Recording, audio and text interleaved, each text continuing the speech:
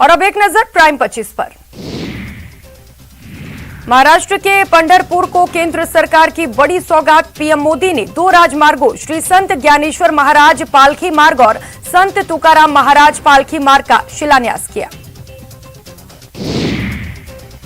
PM Modi ने कहा कि श्री संत ज्ञानेश्वर महाराज पालकी मार्ग का निर्माण 5 चरणों में होगा और संत तुकाराम महाराज पालकी मार्ग का निर्माण 3 चरणों में पूरा किया जाएगा। पीएम मोदी ने इस दौरान किसानों का भी जिक्र किया। पीएम ने कहा कि भारत की संस्कृति को, भारत के आदर्शों को सदियों से यहाँ की धरती पुत्र ही जीवित बनाए हुए हैं। एक सच्चा अन्नदाता समाज को जोड़ता है।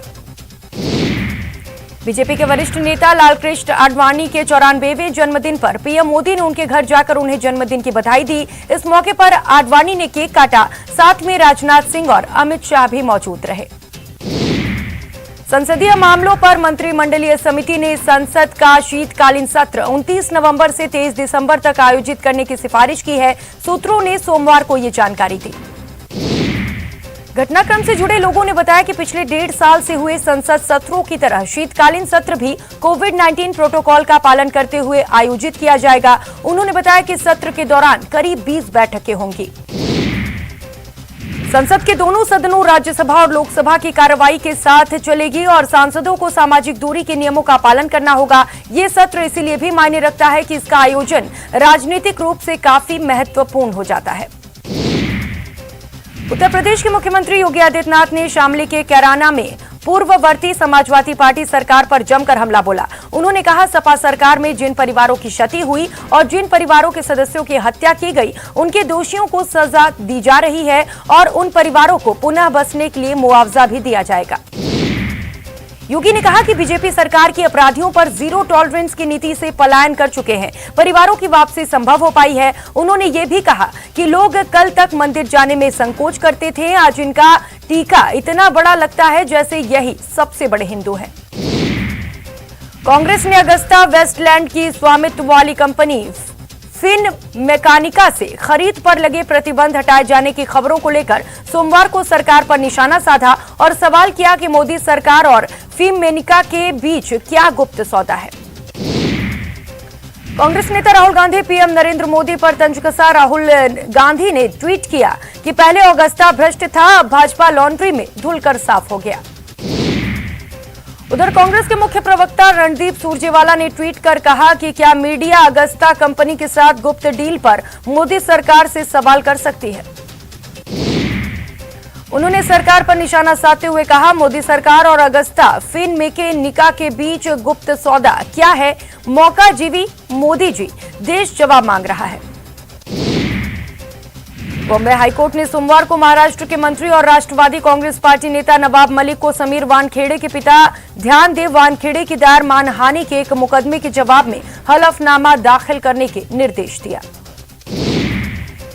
राष्ट्रपति ने पद्म अवार्ड विजेताओं को सम्मानित किया। इस बार 7 हस्तियों को पद्म विभूषण, 10 को पद्म विभूषण और 102 पद्मश्री अवार्ड से सम्मानित किए गए।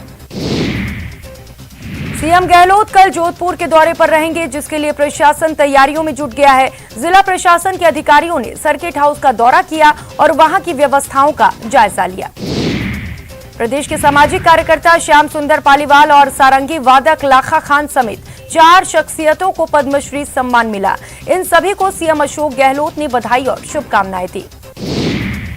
ओडिशा के राज्यपाल गणेश लाल सोमवार को सपरिवार चूरू जिले के सिद्धपीठ सलासर धाम पहुंचे। राज्यपाल ने बालाजी मंदिर में उन्होंने सपरिवार पूजा अर्चना की और दर्शन किए। पोखरण में कैबिनेट मंत्री शाले मोहम्मद के घर के आगे मदरसा पैरा टीचर्स ने धरना दिया और नियमितीकरण की मांग की। अनिश्चितता लाने पर धरने पर बैठे इन पैरा टीचर्स की मांग है कि अल्पसंख्यक मामलात मंत्री उनकी वार्ता मुख्यमंत्री से करवाए। राजस्थान माध्यमिक शिक्षा बोर्ड की वर्ष 2021 की पूरक परीक्षाएं 18 नवंबर से 20 नवंबर के मध्य अजमेर मुख्यालय के 3 परीक्षा केंद्र पर आयोजित होंगी।